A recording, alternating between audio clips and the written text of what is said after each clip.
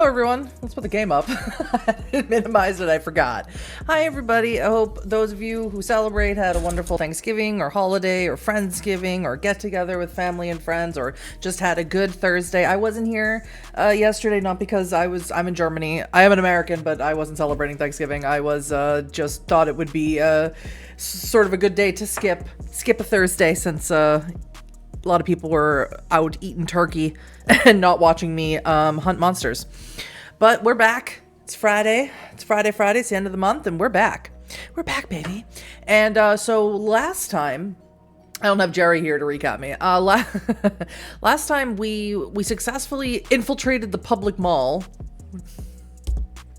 Sometimes hunters are so sad.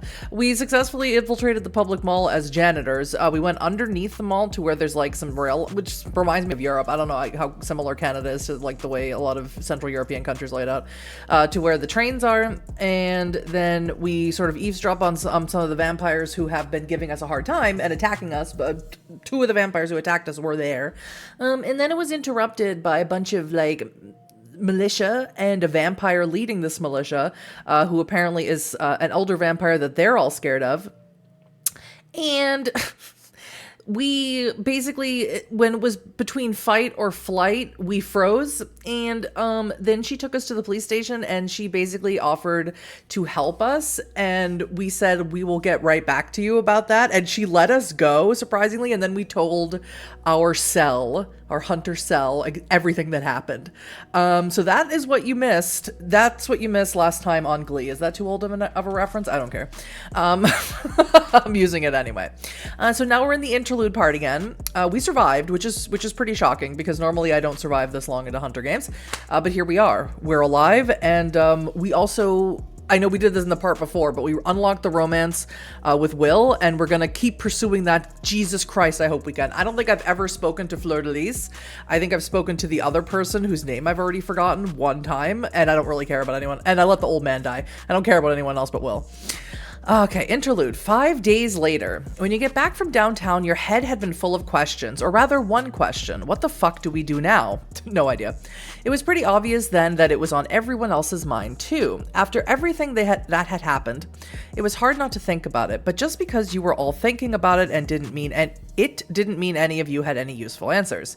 It was late, you were all hungry and exhausted, none of you were in the kind of position to make good decisions. So you agreed to sleep on it, and when you finally did get to sleep that night, you did so with at least a little bit of confidence in the morning. That in the morning, oh my god, I can't read, the others would put their heads together and have an idea of what to do next. But they didn't. Great. Morning comes and goes, for your wounds to heal, for entire days to come and go, for nothing. Once or twice you see them talking to each other in hushed voices, but nothing more than that. For the weekend and even after, it feels like everyone's in their own little worlds. Oh, am I just being excluded? That's fine. Nobody goes out of their way to avoid you or anything, but you can see how uneasy they look each time you bring up the question of next steps. Saturday, Sunday, Monday, and Tuesday all pass, all without a single meeting, a single serious discussion, a single inkling of a plan getting thrown on the table. What the fuck is going on? I don't know, but am I healed? Mostly. My willpower is almost mostly. Honestly, no idea. I don't know what's happening. What's going on? What's my intelligence at? It's high, isn't it? Yeah, but it's my highest stat. I don't know. You wish you knew. Oh, Lydia, that was her name. If any of the others are planning something, then they're keeping it close to their chest. You can't say you like it, though you guess you could probably understand it. They're probably just as fucked up from everything you learned on Friday as you were at first, and it was a lot to take in. There's no way around that. But even then, they would have at least told you about it, right? I don't know, we're not that good friends. You keep coming back to the reasons why they aren't. Maybe they're working on plans in private right now and just don't want to be disturbed. Maybe they don't trust you enough. Maybe we didn't go to the old man's funeral and they don't like us that much. It's fine. It is not your job to make everyone like you. If you're a piece of shit, own it. Or maybe you shouldn't be putting your trust in them. No, you really don't want to think about that. You can't let yourself think about that. That's a level of paranoia that'll get you nowhere. No, all you can do is keep patient, hope the others know what they're doing, and focus on other problems like not starving to death. Right. The most important thing for us is food. Always. Hi everyone, thank you. I will have a nice hunt. My hunt at the moment is more food, which as we know is a core tenet of Hannah's personality. So sad. Which is why you're spending this rainy morning. I still haven't earned any money. standing in line on the sidewalk with what seems like half the Downtown Eastside. It's Wednesday, Welfare Wednesday, the day of the month when everyone who qualifies for government assistance lines up to get it. Okay. You've done this before. You had to do it when you lived in the tent encampment and even before that, but Welfare Wednesday in the Downtown Eastside is a whole different experience. You don't think you've ever seen this many people crowded together on the street in one place here before, and as the line slowly moves forward toward the open steel reinforced glass doors of the Service Canada office, you can't help but wish there were a lot fewer of them. At least waiting isn't the only thing you've been doing these past few days. No, just because the others are spinning their wheels doesn't mean you have. Instead, you've spent that time... Ooh. This is the one I'd pick. But I don't have any spare food. Because it's most important to me that everyone has food. If everyone had food, the world would be a brighter place. Making sure I'm in as good shape as possible. Okay, yeah, so since I accidentally, I wasn't really paying attention. I was just sort of trying to do my best to get as high approval with Will as possible. I picked the Martial Creed, and I really wouldn't have picked that creed because I had that creed for the last Hunter game, the Beast of Glen Kildove, and I really wanted to do something different, but I was totally focused on getting my man, so I made a mistake. So I guess I'll get in good a shape as possible since I'll be punching things. You almost died down there in those tunnels. The fact that you didn't was more a matter of luck than anything else, and you can't count on luck to save your ass a second time. No, the next time you find yourself face to face with a vampire, you better be ready for it, mentally and physically. The past few weeks have put a toll on your body, and the rest you got those first few days after you got back wasn't anywhere near enough to bring you back into fighting shape. So you spent the past few days resting, stretching, carefully massaging. I like to be massaging Will right now, actually. Your aches and taking as much care with your cuts and scrapes and bruises as you can. You'd like to think it's made you heal a bit faster at least. Although the way this line is going, you might as well be completely healed by the time you finally get to the end of it. Eventually, the line does move bit by bit, the giant snake of human bodies pushing forward step by step, hundreds of faces twisted in anticipation, annoyance, or just plain exhaustion. I wish I knew how the Canadian welfare system worked. I don't know what they're waiting in line for. Because the way like assistance works where I live in Germany is you go there and you sign up for it, and like they help you find, it's like not perfect by any means, but like they give you like a health insurance card, and they or sign you up with the health insurance company, and they give you money to your bank account, and they pay for you to find an apartment. They pay for like a small deposit of furniture and all that stuff. But I know Germany has like a really, compared to, not that Central Europe isn't good, but Germany has like a really robust social welfare program. Eyeing those in front of them enviously as they step inside the doors, only to come out a few minutes later, their expressions lit up by the prospect of having money to burn for the first time in what seems like an eternity. They don't get far before they're all but swarmed under an opportunistic mob of dealers selling substance-fueled escapes from a gray existence of poverty and debt. They know how hard it is to think straight at a time like this. They know how tempting it must be for people walking away to cut loose after weeks of deprivation, how easy it is to convince them that food can wait, bills can wait, treat yourself now, you won't regret it. Some of those people are going to end the day with even less money than they had when they woke up, with the only memory of a few hours of bliss paid for by the redoubled pain of reality. But you don't have the luxury to think about that anymore. It's your turn. Food? Getting your money is a simple process, or at least it is for you. The only thing the clerk asks for is your ID, and all she needs to do when she gets it is look over and check the number on her computer. You're walking back out again inside of 5 minutes with the money you'll need to get you through the next month safely in your pocket. Of course, if you'd left your ID in your tent all those weeks ago, or if you'd never gotten one in the first place, things would have been much more complicated. Hey, I did pick my ID back in the beginning of the game. That's pretty fun. That's pretty cool. And I regretted immensely not taking the food. Okay. Yeah, did I make a good choice? Thankfully, you had the presence of mind to rescue it before ended up on the bottom of some dumpster courtesy of the VPD. Now you have to deal with a different problem. As you step outside into the rain, you can already see the vultures circling ready to pounce on any chance for fresh profit. You know most of them probably won't get too pushy, but just in case, you square your shoulders and prepare to shove your way through. Just because you don't think anyone's going to start a fight doesn't mean, hey kid! Oh my god, is it my man? He better not be calling me kid. No, it's not. God damn it. Canada has very near like the German system. It's the same, must be permanent for all. Oh, okay. Yeah. yeah, it's for here. It's like you get a stipend every month.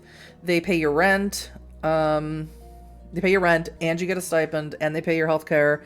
And then like if you have children, you get like additional things like kindergarten, and there are additional things that you can apply for if it's like certain people have different circumstances. I don't know them all, obviously. I'm not smart, guys. I'm so sorry. The gaggle of dealers and opportunists gives way like snow before a blowtorch. As much as they want to make a quick buck, they know it's not worth getting in Three Eyes' way for it. Who is Three Eyes? Did we meet him before? I don't know. I don't remember. Especially given the look on his face. At first glance, his expression is as laid back and relaxed as ever, but as he gets closer, you can see the tension in his jaw and the low burning anger in his eye. Something's up. So, got some money today, huh? He asks as if nothing were wrong. You nod, cautiously, not quite sure where this is going. Yeah? The drug dealer smiles wide enough to bare teeth. How'd you like to make some more? Oh, God, I would like money. Oh, you went from Germany to Canada. That's great.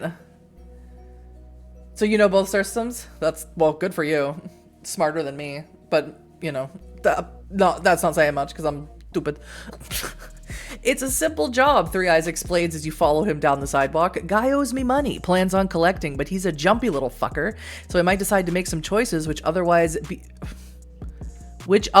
be in the unacceptable decision which would otherwise be in the unacceptable decision making space. I can read, kind of, if you get what I mean. You're afraid he'll throw hands? The drug dealer nods. Or pull a knife or some other dumbass shit like that. People don't think straight when there's money on the line. Well, I'm thinking if I go up there alone, he might pull something stupid, but if there's two of us, he'll probably realize that there's no point in putting up a fight he can't win. He stops and nods towards the third floor window of an SRO across the street. Fucker lives up there. We go in and you stand around and look threatening. I get what I'm owed, and I'll pay for your time. How's that sound? Sounds simple. Sounds easy. You don't trust it. You don't trust it at all, but am I going to do it? Is it going to take long? I have food to eat and hoard and look at and and remember and organize. I love my food. Three Eyes shakes his head. Nah, this is going to be simple. One of those, what is it you kids say these days? In and out, 20-minute adventure, yeah? No kid says that. You resist the urge to point out that one's supposed to be sarcastic. It'll be quick, Three Eyes replies. Either the guy sees reason quickly and we'll be out of there before you know it, or he doesn't. We rough him up a bit, get his money, and be out of there before you know it. No.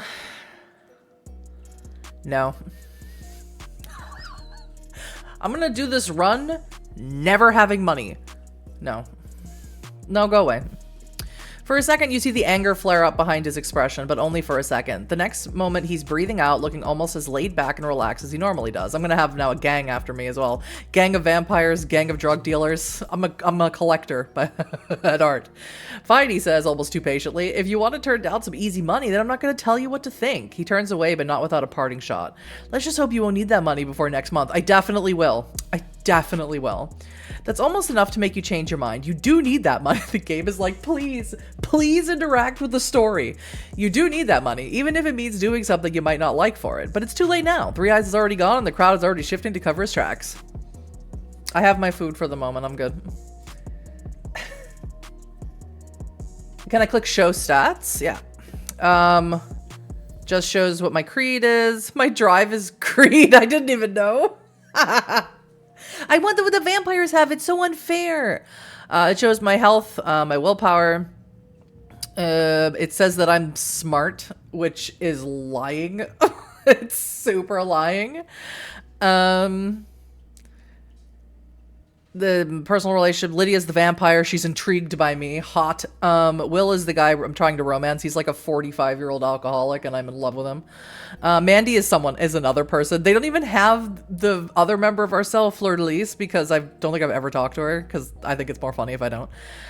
My other gangs are keeping an eye on me. Yeah, I bet. The locals think you aren't half bad, and the Tai Shan Hui are open to further cooperation. Those are the group in Chinatown. I don't know if I'll ever get back there. I got 3 money and 2 food, an ID card, a secure place away from the elements, like I have a really shitty apartment, and a spare change of warm clothes that I think I took from the theater. And that's me. That's Hannah Weaver. Isn't she doing so good? She's doing the best. Rent is due. Yay! Actually, it's been due for the past few days, but your landlord hasn't bothered you over it. Well, that's good. Everyone knows that precious few people here have money to pay for anything right before Welfare Wednesday, but now Wednesday's come and gone. You doubt your landlord's going to wait any longer. No, you're going to have to either pay up today or be out on the street tomorrow. Yet when you check his office, he just shakes his head. Don't worry about it, he says with an uncharacteristic degree of patience. You've been covered. New owner says I'm not supposed to charge you rent from now on. What? Is it fucking Lydia? He gives you a weird look, curious, but also more than, if it's Lydia, I'm moving out. More than a little fearful. You must have some real big shot friends looking out for you. Maybe. Or maybe someone with a lot of money and a lot of power is trying to get leverage over you. There's at least one person you could think of who's got the resources and motive to do that. Yeah, and she's a hot vampire lady. And it'd probably work too. If someone else is covering your rent, then you even have a lot more money to spend on literally anything else. Food, equipment, supplies, and even gifts. Your life becomes a hell of a lot easier. But what is your mysterious benefactor going to ask for in return? It's Lydia. Yep, let's find out who it is. I really want to know. Actually, I don't care about anything else but finding out who it is.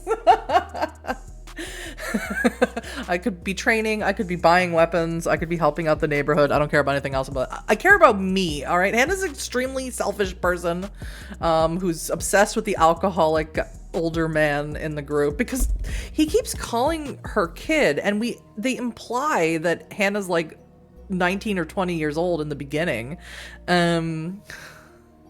She's very healthy and normal. I don't know what to tell you guys. She's great. There could be all kinds of reasons why someone would want to buy an entire building just to make sure your rent is covered. The problem is all the ones who aren't ridiculously unrealistic are the ones that imply some kind of ulterior motive. If someone wanted to get leverage on you, controlling the place where you live seems like a really great way to do it.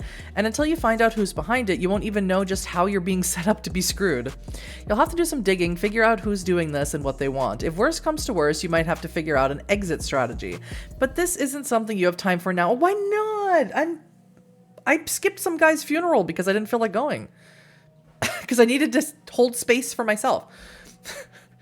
You have other, more immediate problems on your mind. The vampire is still out for your blood, for one. The other hunter's unwillingness to clue you in on their plans to deal with them, for another. Fortunately, at least one of those problems soon solves itself.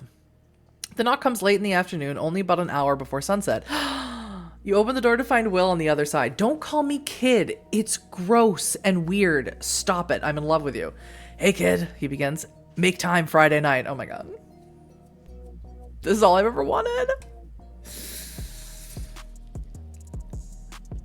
And I have nothing sexy to say to him. What for? Hunter's meeting, Will replies, before frowning for a second. I guess you could call it that. Now that the others aren't worried about money for a few days, they want to throw some kind of party. Put together some food? I'll be there. Some drinks, all that good shit. I figure it'll be a good time to compare notes, figure shit out, maybe finally come up with a plan. You nod. It's about time. I was worried you guys were shutting me out.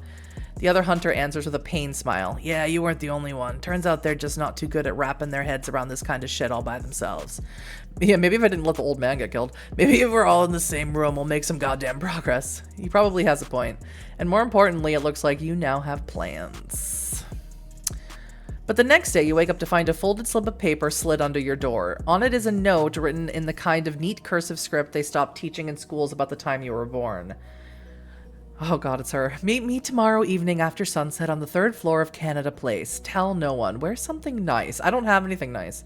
Lydia Parker Cunningham. P.S. It is far beneath someone of your ability to scrounge for scraps simply to remain housed.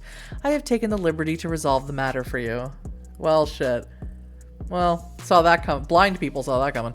The fact that your Friday's already booked aside, the fact that a vampire not only knows where you live and how to get there, but also owns your building, that's bad fucking news. It means you already live within her trap, a trap whose jaws she can choose to snap shut at any given moment. Given that, can you really afford to turn down her invitation?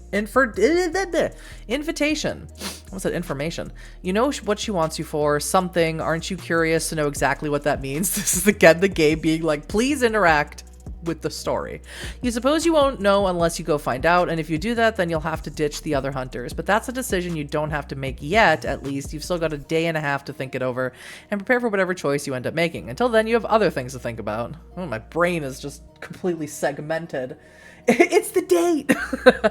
I wish it was a date. Yeah, I know. It's I mean, they gave me the achievement that said, like, romancing Will, or like all it did was ask, like, how you feel about Will, and I was like, I'm in love with him. I'm totally head over heels obsessed with him. And they gave me a little achievement for it, but there's been nothing after that. There's been no indication that anything's coming from Will's side, so I could just be like this weirdo girl with father issues just making puppy eyes at the alcoholic guy in the corner, which isn't very sexy. Morning comes cloudy, but without rain, a sign that summer's not too far off. You've never seen what Vancouver's summers are like. You've heard rumors that they barely exist at all, just a short window of sunshine and relative warmth before the clouds close back in and the rain starts up again. And then again, you've also heard that climate change has been hitting the city particularly hard too, that there was a heat wave a few years back, hot enough to kill old people in their homes. Jesus. But if you ever want to see for yourself, that'll mean surviving the next few months, and that might depend entirely on how you spend your time over the next day and a half.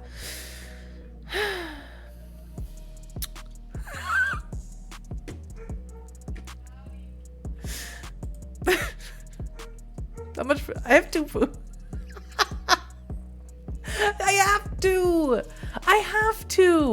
I have to because it's funny. I'm here for the bit. I commit to the bit. I need to find more food. I need to have more. How much does climate change impact the world of darkness? More or the same as our current world? I mean, I can't give you an official concrete answer to that, but if you pop open Werewolf the Apocalypse, they'll definitely say that climate change, I mean, really, I can't give you an official answer, but let's just say the world of darkness is a reflected mirror of our own world. So as badly as it impacts our world, you can assume that it impacts the world of darkness in the same way, but that the things that are the result of it, and the things that are behind it, and the things that are fueling it, have a supernatural bend to them, which makes them, in my opinion, worse. But I can also see the flip side is that it's worse that in our actual world, it's not supernatural bend. It's just bad people doing bad things. So it really depends on your point of view and the story that you are telling at your table. How's that sound? Does that sound good? I wish I could give you official answers for stuff, but I can't. You know, you really can't overstate how much of a pain in the ass it is to need food to live at a time like this. As if you didn't have enough bullshit to worry about already, you still have to worry about keeping yourself fed. But no matter how you really feel about it, you still have to deal with it. You've still got some food left, more than some really, but that doesn't mean you can't use more. Thank you. Exactly. If there's an emergency or you need to help someone else out, that's why. So I have extra. Then it'd be good to have that reserve on hand, although you might also need to get more space to store. No. Only question is, I'll keep it wherever I feel like. I'll keep it on the floor. Only question is, how are you going to get it? The options haven't changed. You might be lucky enough to find a food bank with something still in stock. You could try stealing food if you don't mind the possibility and the consequences of getting caught. You suppose if you're really desperate, you could try looking in the trash. Although that's obviously not something you want to resort to unless you absolutely have to. You have options. I will buy food. Didn't have to pay rent. I will buy food. Grocery shopping is always complicated in the Downtown Eastside. There are not exactly a lot of supermarkets, and the ones that tend to have the kind of private security that turns away people who look like you at the door. No, instead, you have to rely on street vendors, the same kind who'd otherwise be selling you a knife or a shirt. That means finding, haggling, and buying items from half a dozen or more people, a can here, a few pieces of fruit there. None of the vendors have anything like the selection you'd find in a corner store, and even the ones that normally don't for long. With so much of the neighborhood flush with cash for once, it seems that everyone and their mom is out shopping for the kind of food which they actually like, as opposed to the leftovers which show up at the few overburdened food banks. In between the crowds and the simple lack of selection at each place, you end up taking all day just to get enough. It takes me all day. Just take enough food to last you the week and no more. Figures the second you get enough money to plan ahead, everyone else does too. But at the end of the day, you manage. You may have spent today bounding around the neighborhood, but at least it means you won't be starving anytime soon. They're good. That's my number one priority. All the time. How much food do I have now? 3. I have more food than money. So today's the day. When the sun goes down, either you meet up with your fellow hunters and help them figure out what to do next, or abandon them to take up Lydia's invitation to dinner to find out what she's up to and what she wants you to do. But until then, you've still got the morning to do whatever you want. I'm not going to Lydia's over going to my hunters, over going to see Will. I'm not doing it. I don't think. I don't think. I'll buy some equipment. I still have 2 money. If your last encounter with your enemy showed you anything, it's just how much of a disadvantage you and your fellow hunters are at when going up against them. If it's taught you anything else, it's just how useful the right tool or weapon at the right time might be, whether that means opening an escape route, clearing an obstacle, or making even immortal vampires back off.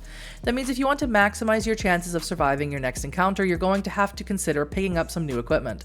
Given the circumstances, you might not have another chance to try. Unfortunately, finding what you need proves harder than you'd expect. The aftermath of Welfare Wednesday means that for once, people in this neighborhood actually have cash to burn, and almost all of them are trying to spend it at the same street vendors you're searching for. That means you end up having to spend hours pushing through crowds just to get a glimpse of what's on offer. Still, you manage to pick out a few items which might come in handy in a fight or an investigation or even in everyday existence. Items well worth picking up, even if you only have the time to haggle down the vendor for one of them. You certainly can afford to, and you'd be far better off spending that money on a piece of gear that might save your life than leaving it in your pocket to get picked off your corpse. Nice. Okay.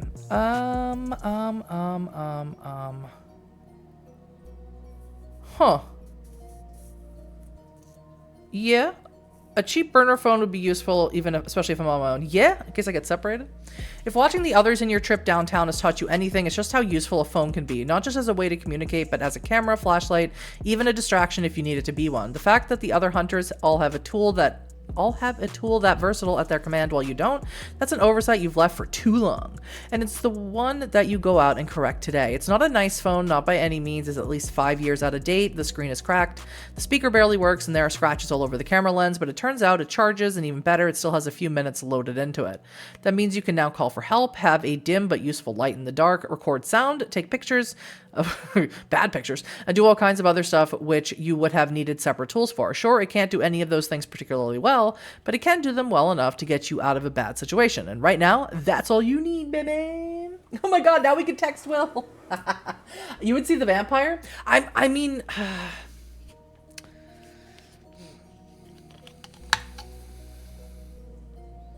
I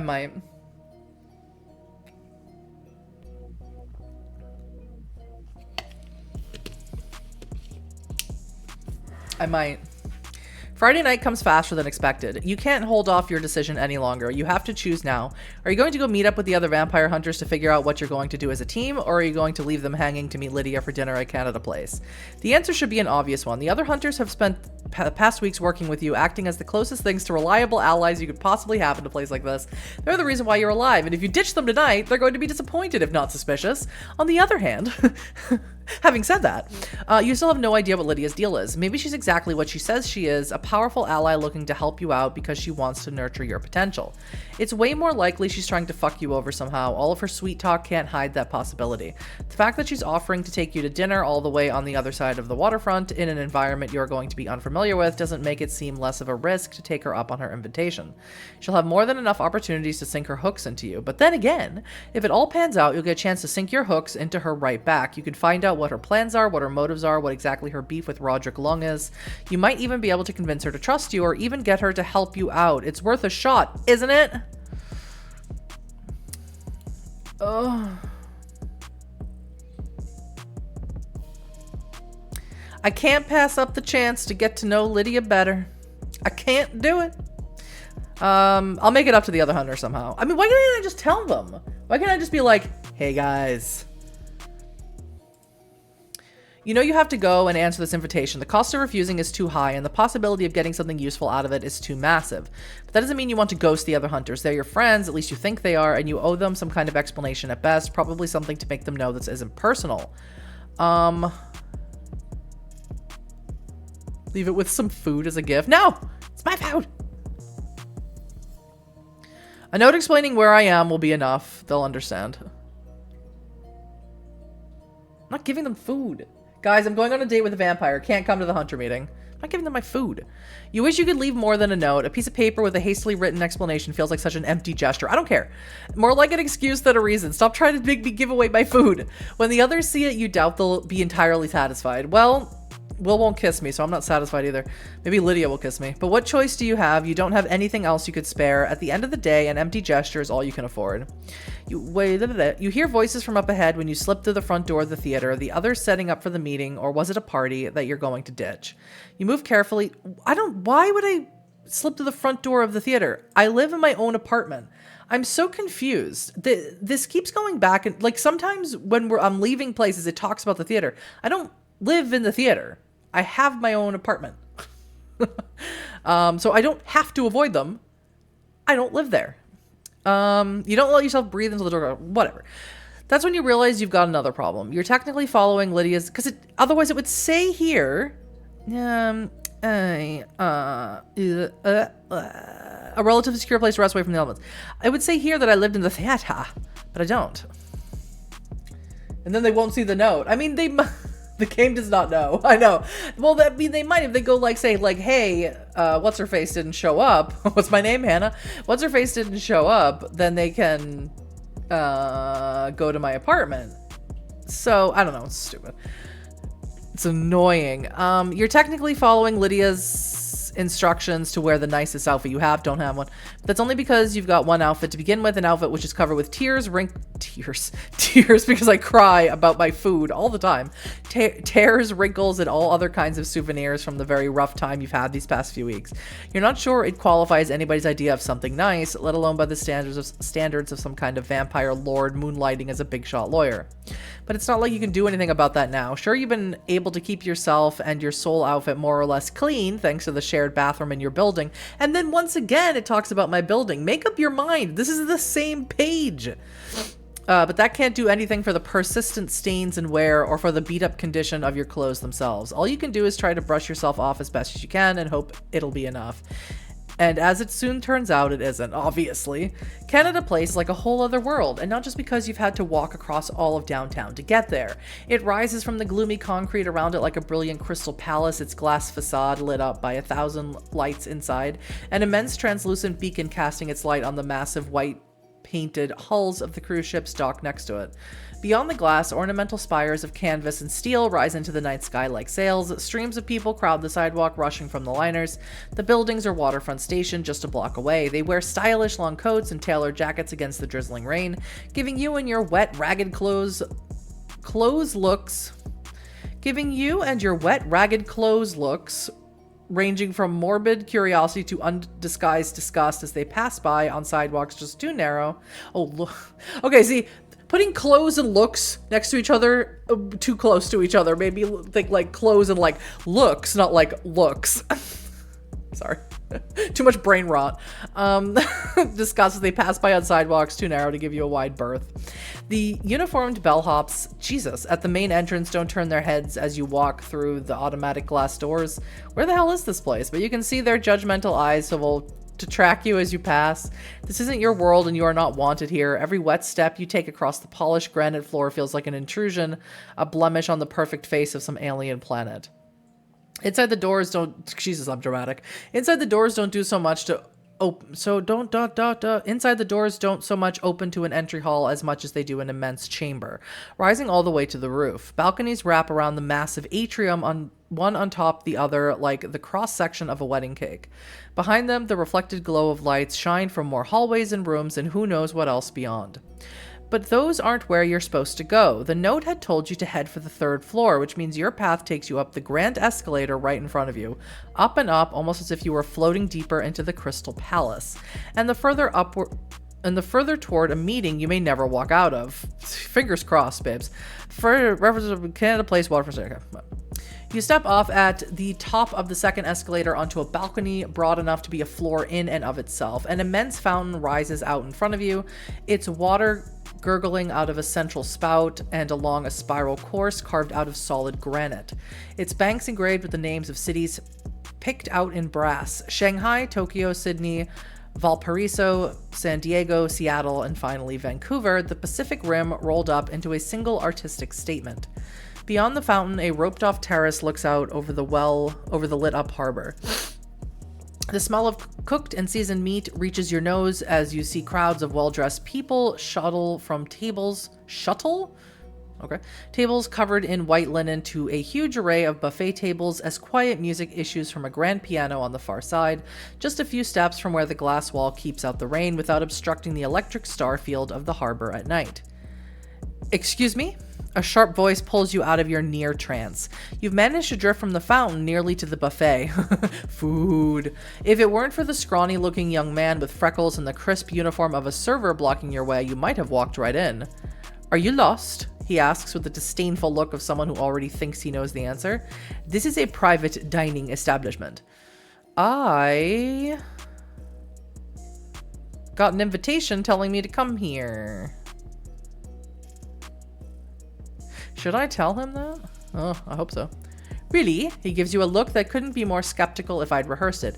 I doubt that anyone who would have had reason to invite you here would have requested you dress in. He waves a hand at your stained and ragged outfit. That? You open your mouth to reply, only to get hit with a sharp stare. Please leave before I have to call security. Before you can reply, you feel a shadow loom behind you. Oh my god, my vampire lady's here to save me. Just as the server's expression shifts from cold contempt to sudden recognition to fawning compliance in the space of half a second. Is there a problem? Asks a familiar voice, arch and commanding, from barely a step behind your shoulder. No, not at all, Mrs. Parker Cunningham. The server half stammers, a sheen of sweat on his freckled brow despite the carefully controlled temperature. I'm just trying to get this individual to... This individual, as you so clumsily put it, is with me, she replies, her voice sinking from cold to the middle of December night in Iqaluit. I'm sure if I was Canadian, that reference would mean something to me. He's definitely sweating now. The server who had seemed so arrogant and so immovable just half a minute ago is shaking so hard that even a light breeze could send him flying into the tables behind him. He's not just nervous, he's fucking terrified. And as much as you'd like to see this arrogant little prick taken down a peg, you know that at the end of the day, he still just works here. Probably for just a bit more than minimum wage. You've probably got a lot more in common with him than a big shot corporate lawyer, let alone a big shot corporate lawyer who is also a vampire. You should probably bail him out, right? Sure. Sure, why not? As much as this guy might be a stuck-up little shit, he's still being stared down by a fucking vampire. You don't know exactly what she's gonna do to him, but you've got some kind of idea of what she could do to him, and you don't want any of that on your conscience. You step forward. Hey, Lydia gives you a look that is half reassurance and half rebuke, as if to say, don't worry, I'm going to make an example out of this guy for you. I didn't ask you to do that. In a tone so cold and so terrible that you find the words sticking in your throat. And you aren't the only one. The poor server is staring wide-eyed at both of you, his eyes darting from you to her and back again. I'm sorry, I didn't know that she... If I'd known... Enough. Lydia's voice cuts the server off as cleanly as a guillotine blade. You have already insulted my dinner guest. Don't make things worse by wasting her time, too. Set my regular table for 2 immediately. The server almost seems to scramble away as if grateful just to be out of sight. He turns and...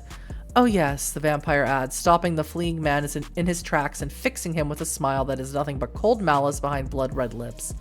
And make me a drink when you're done. Jesus Christ. Lydia is dressed in an immaculate suit, midnight black with silver pinstripes, and a shirt of blood red underneath. What a boss, babe. Maybe I should join up with her. Every stitch seems to cling to her as tightly as a wetsuit. You can't fucking imagine how much something like that would have to cost to tailor. You, on the other hand, look like something that belongs in a janitor's mop bucket. So relatable. Standing next to her, something she's definitely noticed as the two of you sit down at a reserved table just next to the immense glass wall. I thought I told you to wear something nice, she asks as she settles into her chair so regally that it might as well be a throne. This is the nicest thing I own, you point out. Her eyebrow rises with all the aristocratic languor of a stretching cat. Then her blood-red lips curl into a smile. That is a problem we can easily correct when there is time. Someone of your extraordinary abilities deserves better than the place society has so wrongfully exiled you to. At the very least, you deserve clothes that fit you. She dismisses the thought with a flick of her perfectly manicured fingers, painted with the same shade of red as her lips. A matter for later. For the moment, I am simply pleased that you answered my invitation. There are others, your little hunting club, for example, who would have received such a message and expected a ruse or a trap. They might have resorted to something unwise. She smiles again. I had judged you to be more insightful than that. I am glad I was proven correct. That's me. How'd you find me anyway? What are we having for dinner? Finding anyone is easy enough these days, she replies, as if she were talking about ordering coffee. One simply needs the right connections, the right resources, the right offices on speed dial. She gives you a knowing look. Everything is speed dial now if you use a cell phone, but if you're Camarilla, you probably don't use it or don't admit to using it. Call it the first act of my little demonstration if you'd like. She leans forward close enough for you to smell the faint scent of roses tinged with raw steel coming from her. I have said this... Faint scent of roses, huh? She Toreador? I have said this before. She seems more venture though. You are possessed of skills and abilities and a will which surpasses those of all around you. You do not deserve the low position which this tawdry and miserable society has placed you in. You deserve better. Her arm sweeps over the crisply starched linen that covers the table, over the shining silverware and beyond to the distant buffet table where even now servers and managers are clearing away the other dinners for her and for you. I offer you but a taste of the respect and influence which your capabilities are due. She's so smart bringing me to a restaurant with food. She knows exactly my weakness. Simply to show you what is possible, she continues, her voice dropping to a beckoning whisper laden with promise. This sort of power can be yours. You need only the courage and the judgment to seize it. I'm not gonna lie, this is pretty impressive.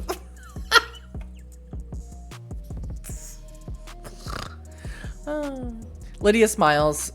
It is barely a fragment of the power which someone of your abilities deserves to possess. I offer to help you fulfill that potential to the fullest. You have only to let me do so.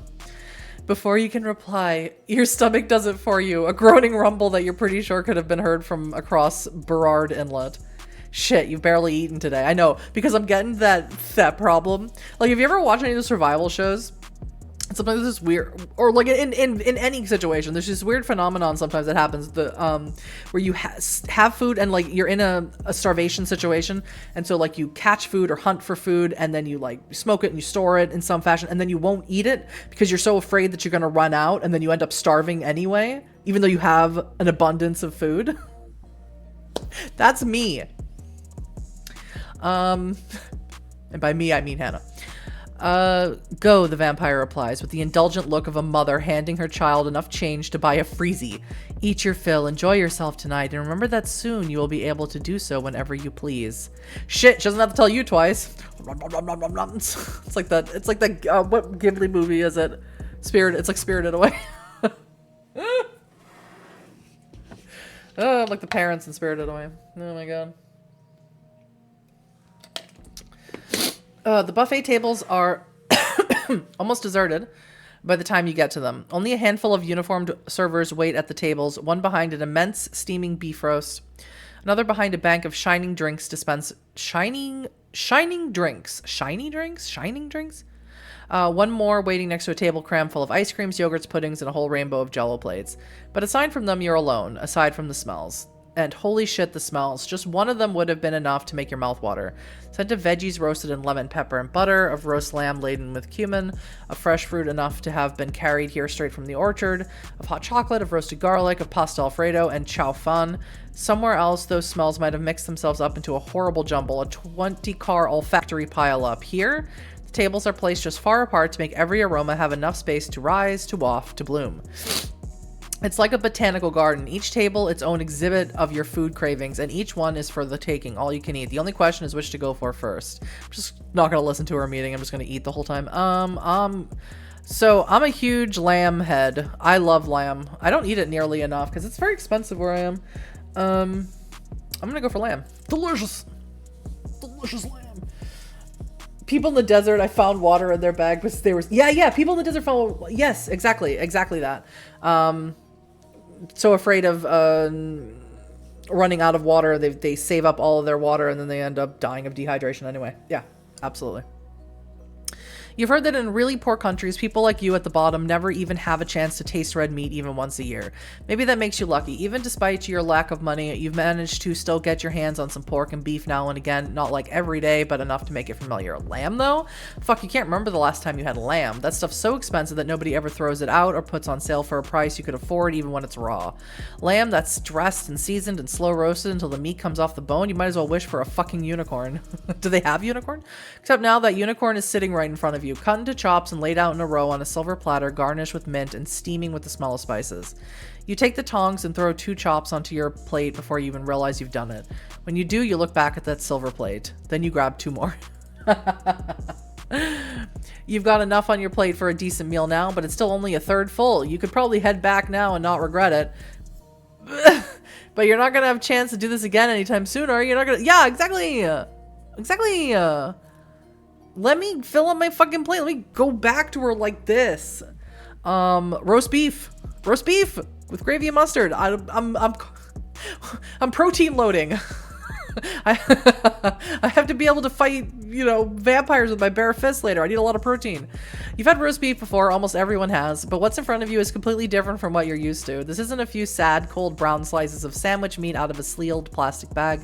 It's an enormous slab of meat. It's outside cooked a rich dark brown and covered with so many herbs and spices that they almost seem like a crust. It's inside starting light brown and working its way towards a center that is deep, bloody red, and the juices seem to drip from the flesh even as it steams and sends the aroma of meat towards you. The woman standing beside the carving table might as well be a statue as you approach her, but when you ask for a slice, she suddenly seems to spring to life. A long carving knife in one hand and a thin, long-pronged fork in the other. With a careful artistry born of what must be years of practice, she slices through the meat as if it were warm butter. Thin layers falling away from the blade, even as the juices seem to cascade from the descending steel. You end up... This is making me hungry. You end up taking 3 slices, each one as big as your plate, if not for the fact that you'd managed to fold them over themselves.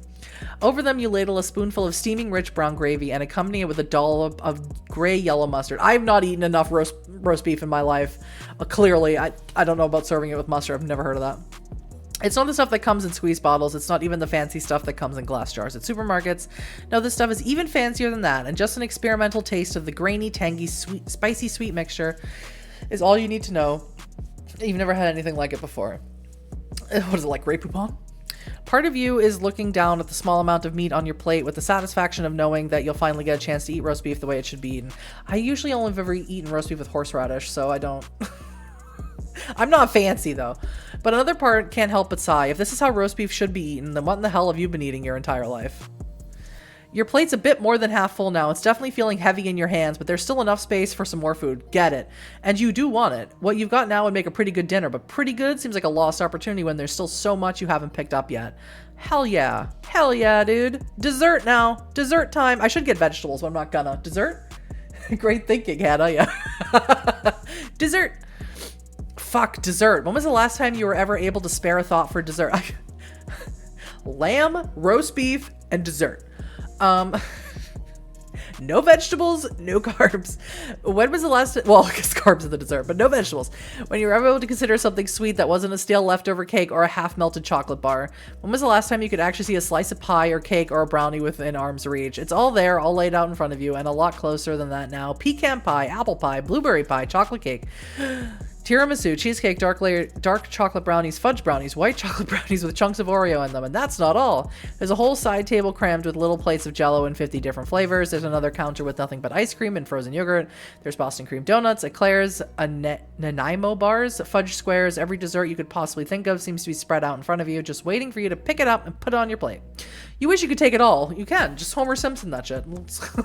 You wish you could take it all, but there wouldn't be room on your plate for a fifth of what's there. You can only pick and choose the things that you'd want the most, the things that you've been craving the most, the little sweet treats that remind you the most of the moments of happiness which now lie half forgotten in your past. And for just a moment, you let yourself sink back into those moments and forget why you're here. This is both so great for Hannah and so sad on the same plate. Yes, absolutely. Everything on the same plate. Your plate's full now. Come on. You can barely see the white ceramic underneath everything you've piled on, but here and there you can still see a few places where you can balance a few more spoonfuls of food. Food you won't be able to get anywhere else. Food you might never have a chance to taste again. Sure, it'll probably be more than you can eat. Sure, it'll slow you down with a food coma for the rest of the night, but when it comes to an opportunity like this, maybe you should just indulge a little bit more. And then for no vegetables. Hannah doesn't like vegetables, okay? Hannah doesn't like it. Fruit. Fuck, when was the last time you tasted fresh fruit like this? Not any time recently, that's for sure. It's just not something that's sold often in the Downtown Eastside. It goes bad too quickly and it's too hard to store. The same thing goes for food banks usually. The only fruit they have comes in cans. When they do have anything fresh, it's a bag of misshapen apples or a bunch of half-bad bananas. You don't even, I like mushy bananas. You don't even have a chance of getting that when you were living in a tent. There'd be times where you honestly thought you'd never eat a fresh pineapple or a peach again. Yet here they all are, arrayed row upon row in little bowls, wedges of ripe peaches and juicy oranges, sliced apples and squares of cantaloupe, halved kiwis dripping with nectar, chunks of pomelo, carefully stripped of its rind, chopped up bananas, and even a big silver bowl with a little card telling you to please be careful with the lid because there's a fresh durian fruit inside. Jeez! What the hell kind of place is this? All of it is for the taking, and you do take it, a little bit of everything. You take one of those little bowls and pile it with everything you see, some pear, a bunch of grapes, bright red cherries, a handful of blueberries, and anything else you can fit without making the whole thing tip off your plate and spill your hand-picked bounty on the floor. Even then, there are still a dozen bowls left untouched, a dozen types of fruits you know you won't have room for, a dozen types of fruit you know you might never have a chance to taste again. You leave them behind with a sad look. If only there'd been more space on your plate. If only you could come back tomorrow. If only. But the fact you've been able to get this much tonight is going to have to be a blessing. It's going to have to be blessing enough. Okay, you're definitely good now. There's no more space on your plate. Even if there was, there'd be no more space in your stomach by the time you're all the way through what you've already picked out. Please. Don't talk to me like that, game. At a normal restaurant, you'd be able to pack up the leftovers in a box, but you doubt that a buffet would let you do that, even if it weren't for the fact that most of the staff's already cleared out. No, you're done picking. Time to eat. Lydia's plate is still empty. Of course it is. When you sit back down with yours, but a few seconds later, the freckled server returns, looking paler and shakier than before. In trembling hands, he carries a single thin-stemmed wine glass filled with a dark red liquid. With wide, nervous eyes, he carefully places the glass in front of the vampire, then backs away slowly, then as quickly as his legs will carry him back to the kitchen. Be more of a cliche, Lydia, jeez. Activate Blush of Life and eat like the rest of us. You just have to barf later. You notice the tan strip of a fresh band-aid on his wrist as he goes. She watches him go with a look of wry amusement before turning her attention to the glass in front of her. With her manicured fingers, she delicately picks up the glass and sips from it, her eyelids falling half-closed in pure sensational satisfaction. Whatever's in that glass, you're pretty sure it's not Merlot. So you could have used her plate too. Alizara, you're so right. I didn't even think of that. Now I feel like I am being cheated out of this. Out of the true experience I could have had at this high-end, extremely expensive buffet dinner. Now I'm mad. Start eating. I got nothing to say. I don't care. Lydia smiles as you grab your knife and fork and start to dig in.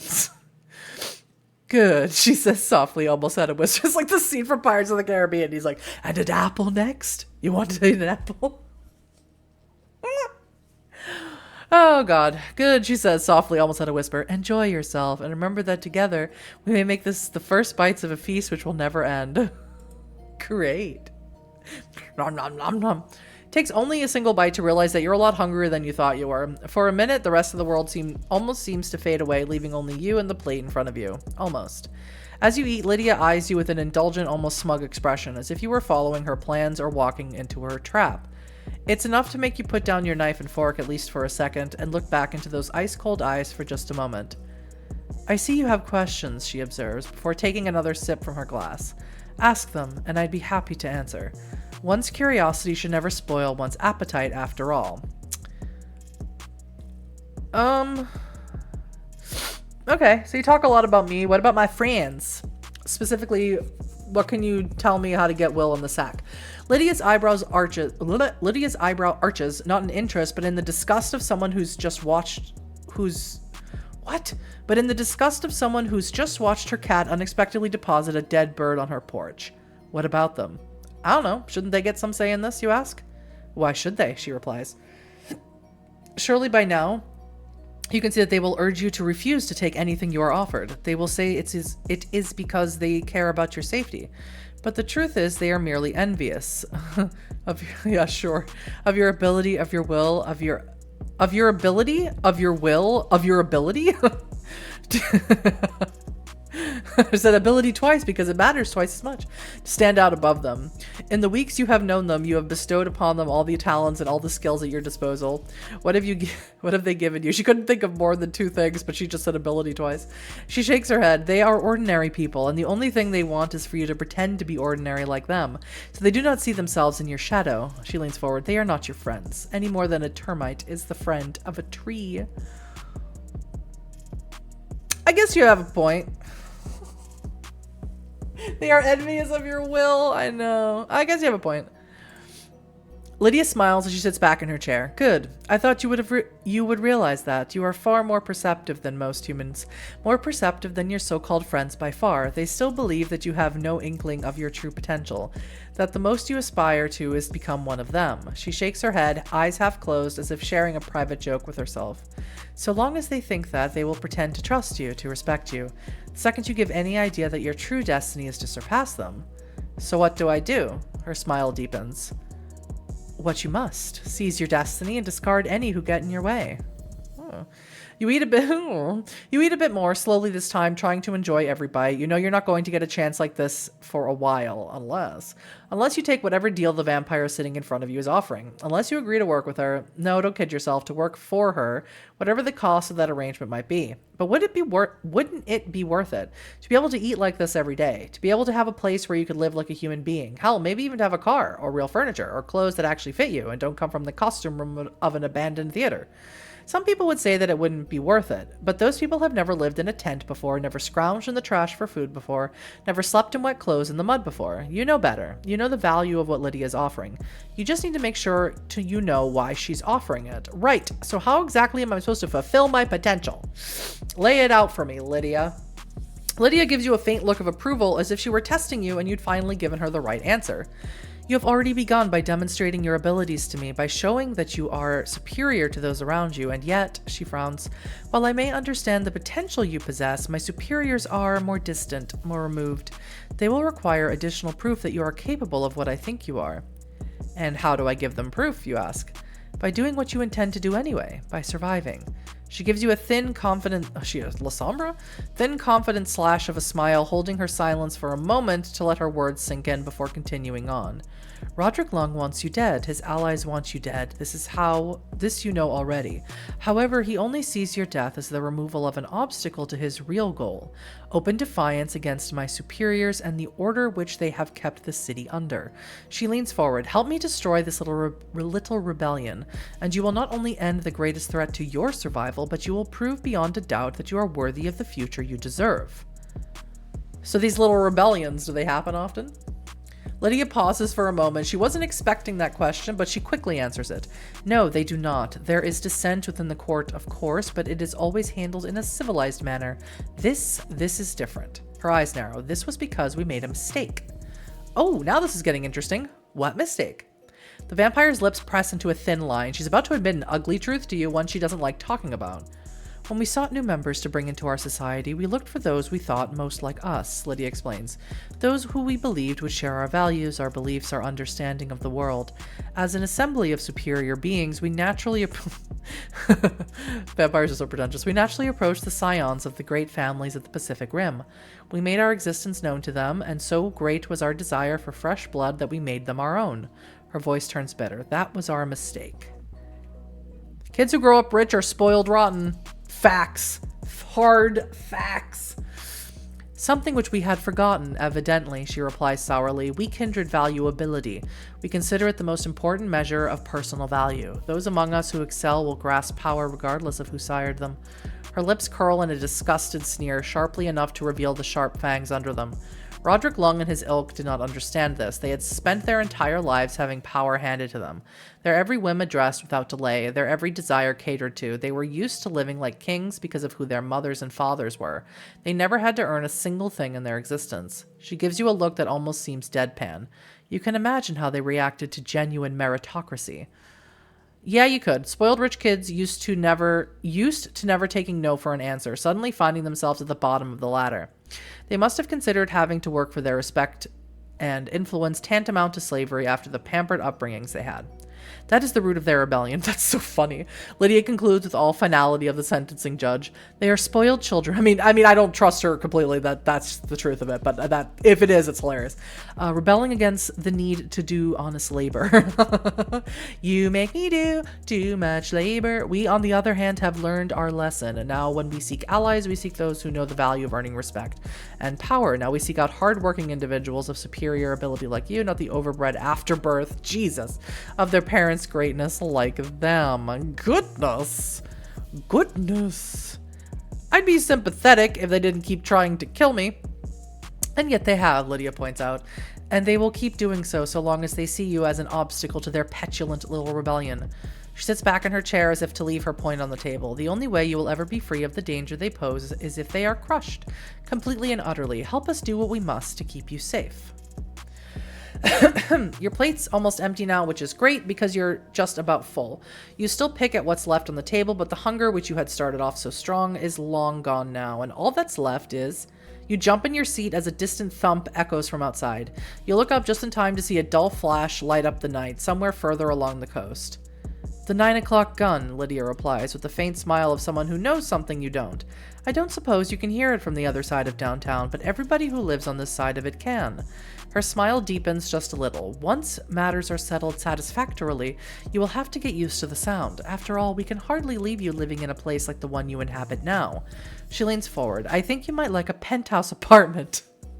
Really, for me? She purrs. Something with a good view of the inlet and one of those robot vacuums which cleans for you.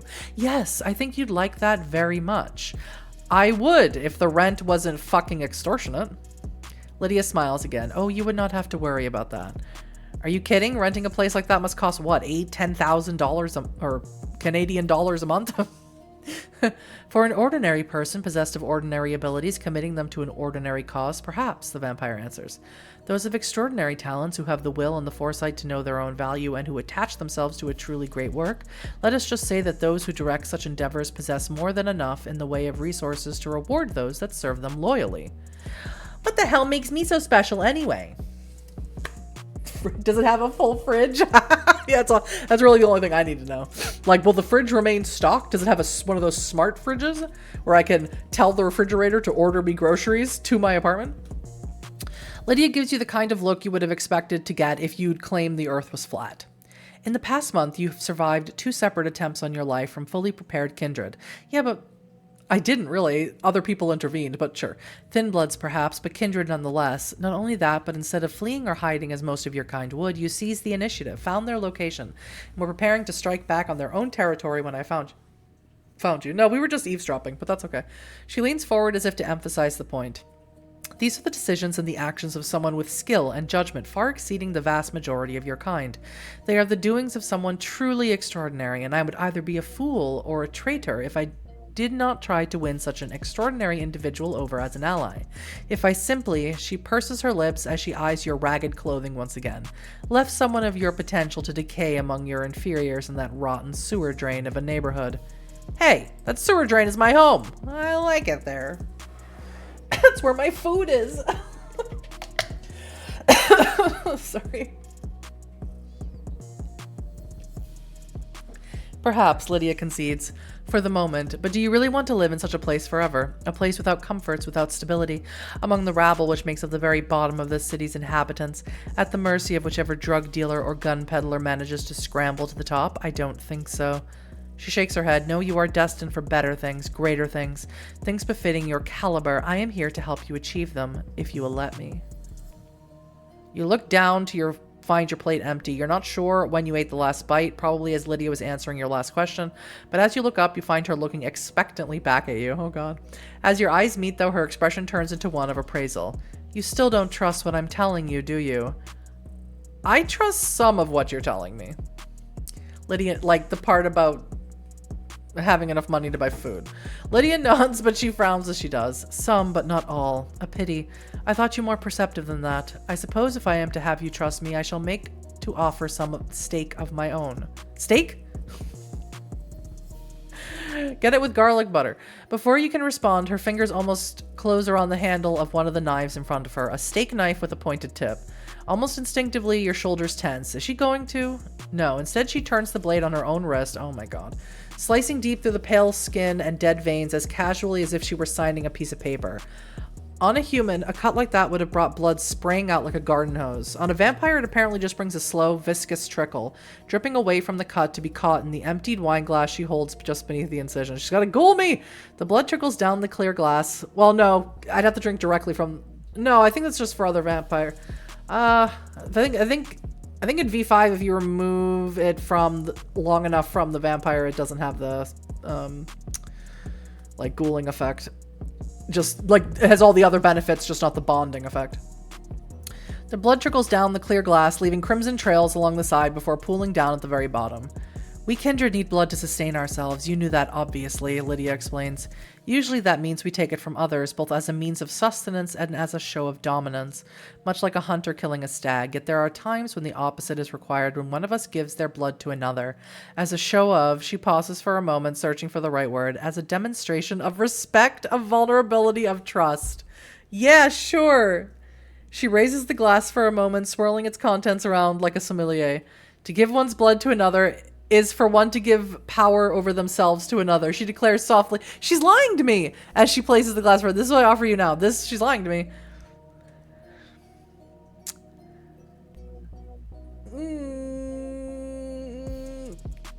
Pretend to drink. She wants a new toy. Yeah, I know. She's lying to me. And unfortunately, Honey knows that. I'm going to pretend to drink, but try not to swallow. This isn't going to be an easy thing to pull off, especially with the vampire in front of you watching you like a vulture. But unless you want to actually end up drinking what's in the glass and letting it do who the fuck knows what to you, there are not a lot of alternatives. So you bring the glass to your lips, take a deep breath, and tip some of the warm red liquid into your mouth. It hits your tongue viscous and salty, like a Caesar that's been left out on a sunny day. You try to keep the fluid as far away from your throat as you can as you mime swallowing the liquid. Then you bring your napkin up to your mouth and carefully spit the blood out as you pretend to wipe your lips, carefully making sure to fold the cloth enough times so that the red won't seep through the thick linen. You look up hoping that Lydia hadn't noticed. But when you do, you find her still sitting in front of you, smiling with a serene arrogance. And? That was different, you reply, shifting your body in your chair to keep the blood-spotted napkin out of sight. But the vampire doesn't seem to realize what you've done. Woohoo! Instead, her smile only widens. The first time is always the strangest. Blood is, after all, an acquired taste. However, one often finds it surprisingly easy to acquire. Before long, many begin to see its qualities as invigorating, almost addictive. She shakes her head, but you don't have to worry about that just yet. What's that supposed to mean? Before you can ask, she stands up. Unfortunately, I have business elsewhere tonight. However, she slips 2 fingers into the inside of her suit jacket and pulls out another business card. This has my office address written on the back. Should you wish to continue this conversation, you know where to find me. You pick the card up. Sure enough, you find an address and an office number printed neatly in blue ballpoint pen on the back. She smiles one last time, the kind someone makes when they know they've won. I shall be seeing you quite soon, I expect. You? You're not so sure. Ah! Ah! I was just here for the free meal. God, it's like a timeshare pitch. Jesus. You try to keep your guard up on your way back. Even disregarding the supernatural, the Downtown Eastside can still be a dangerous place at midnight. But despite your best efforts, you keep finding yourself distracted by one question that seems to keep worming its way into your head, no matter how hard you try to keep it out. What do you tell the other hunters? They'll want to know for sure. After all, you did bail on them. Sure, they might all be asleep by now, but in the morning, they'll want to know. And no matter how you look at it, the fact is that you ditched their meeting to have dinner with one of the creatures. I'll explain to them about the buffet, and then they'll all understand. You're supposed to be hunting down. Not only that, you got what you're pretty sure was a recruitment pitch to go work for her and her bosses, and for what seems like way better perks than anything you get if you stay in the Downtown Eastside. So how do you explain that to them? Do you even tell them what happened at all? How will they react if you do? As you keep walking, you begin to wonder if it might not be better to not tell them at all. You wake up in the morning to an insistent knocking on your door. Hey kid, oh my god, he's here again! Will is standing outside when you open up. You missed the meeting. You didn't get turned into a blank last night, did you? For a second, you feel a panic rising in the back of your head. Does he know where you were? But no, he's joking. You can see that now. Anything happened while I was out? No, we didn't want to decide anything without you there, he replies. We're taking another crack at it again right now. You gonna be there? You nod. Yeah, just give me a bit to wake up. The other hunter nods back. Then I'll see you there. And he heads back down the hallway, leaving you alone in the room once more. I'm gonna join Lydia if there aren't more romance things. I probably would have been more romance things if I went to the party. It takes you a bit to go through your morning routine. No more than a few minutes, though. Anything but that you got... What? Anything but that you discarded in your weeks living in a tent as a waste of time at best, and something that might get you arrested or killed at worst. What? That sentence doesn't make sense. Within a quarter of an hour, you're ready to go. But as you head towards the meeting, you can't help but wonder if you've been wasting time regardless. What have you done this past week except wait for shit to happen and go in circles? Can you really say you've used your time well? Nope. That you've become more prepared? Never. Can you really say that you haven't pissed away the time you've given? Yes. Right when you should have been using it the most wisely? I got my welfare check. That counts for something. God. It sounds so minor, almost lazy to call that an accomplishment, but the fact of the matter is that money goes towards paying for what you need to survive, which means it's just as important as fighting for your life the next time you get attacked. If you're lucky or smart or just plain determined enough, you'll find a way to survive the showdown you know is coming, but the money is that in that check is what's going to make sure you survive until then.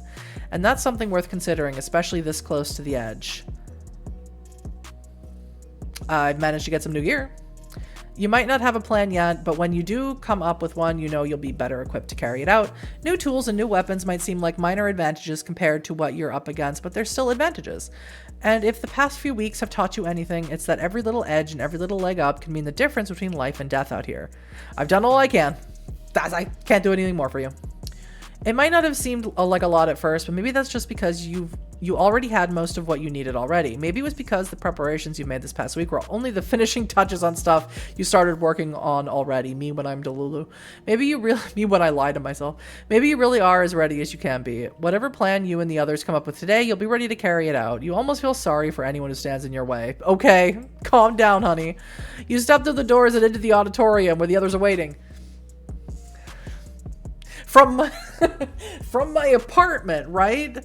Not from the room that I'm sometimes in the theater and sometimes in another apartment. Because remember, Lydia bought the building. She didn't buy the theater.